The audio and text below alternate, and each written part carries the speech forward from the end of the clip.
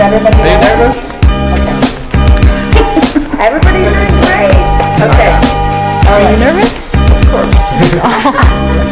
No. So today we're with Gonzalo, interviewing him from the Bronx Museum. We're at the Leslie-Lohman Museum right now. How are you? I'm good. Good to meet you. Thanks for being here. Welcome. Alright, so I guess we want to start by asking a few questions about you. How does it feel to be a director of such a world-renowned museum? I'm extremely excited to be at the head of the Leslie-Lohman Museum. It's a lot of responsibility, but also it gives us a lot of opportunities to serve our community, the LGBTQ community. So I'm very excited, to be doing the work, and we'll get very excited to present the work of the artists that speak about the LGBTQ experience. So how do you feel about how far the LGBT community has come since like Stonewall? That's a great question, and very important this year, which is the 50th anniversary of Stonewall, but it's also the 50th anniversary of the museum, and it's really exciting to see how far we have come, how many rights we were able to afford as a community. But also I think it's a moment in which it's important as we look at the past and we see everything that we had accomplished. We also should pay attention at the future.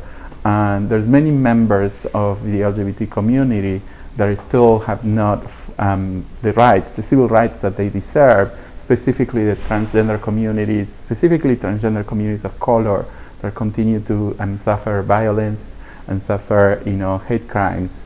And sometimes we just forget about that. We celebrate, that many of us have privilege and freedom, and we don't think about our siblings, brothers and sisters who are still suffering sort of a stigma and discrimination. New York is a very diverse and multicultural place. How was it for you being a gay immigrant to adjust to this type of environment? When I first came to New York, I'm originally from Buenos Aires, Argentina.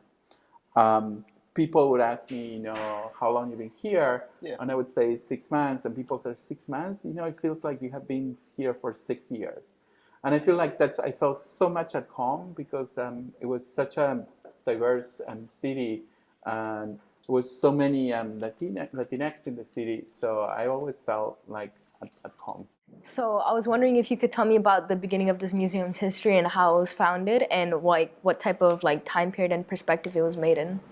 You have to go back, actually 50 years ago. This year's our 50th anniversary, to 1969.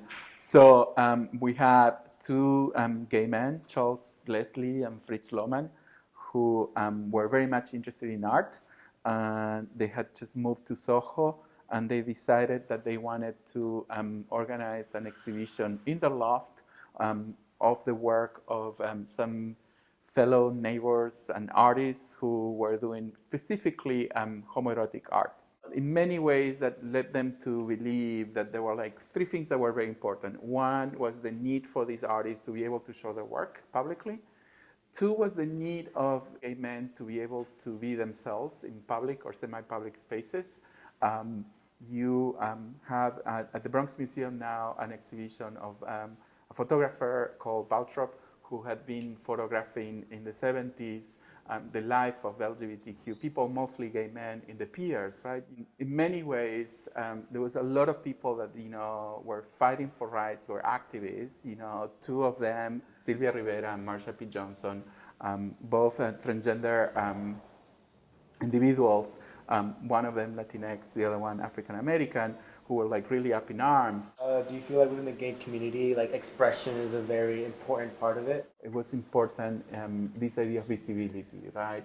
How do we make sure that people know that we exist, and they have a much more nuanced and comprehensive idea of who we are.